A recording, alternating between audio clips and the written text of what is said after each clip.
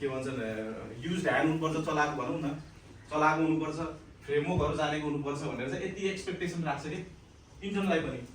त्यो भने आजभन्दा पहिला चाहिँ जो अब क्लाउड एआईहरू अथवा जेमिनाई डाउनभन्दा अगाडि चाहिँ तपाईँहरू के हुन्थ्यो भन्दाखेरि केटो एनर्जेटिक छ, पोजिटिभ पनि छ, फोकस पनि छ, लिदिउँ न बिस्तारै सिक्दै गर्छ भन्ने हुन्थ्यो कि। अब हुँदैन, नो हो क्या सिधै। वी डोन्ट ह्याभ टाइम भन्छ क्या, कसैलाई ट्रेन गर्ने टाइम छैन भन्छ।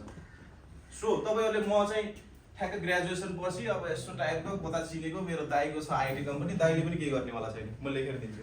दाइले 2-3 महिना हाल्दैन, त्यसपछि केही पनि हुनेवाला छैन। If you are not building something and if you are not performing, तपाईँ पछाडि छुट्नुहुन्छ, स्योर हो। यो थ्रेड होइन, रियालिटी हो। म यहाँ तपाईँलाई डराउनु आएको होइन, मैले रियालिटी सेयर गर्न आएको है।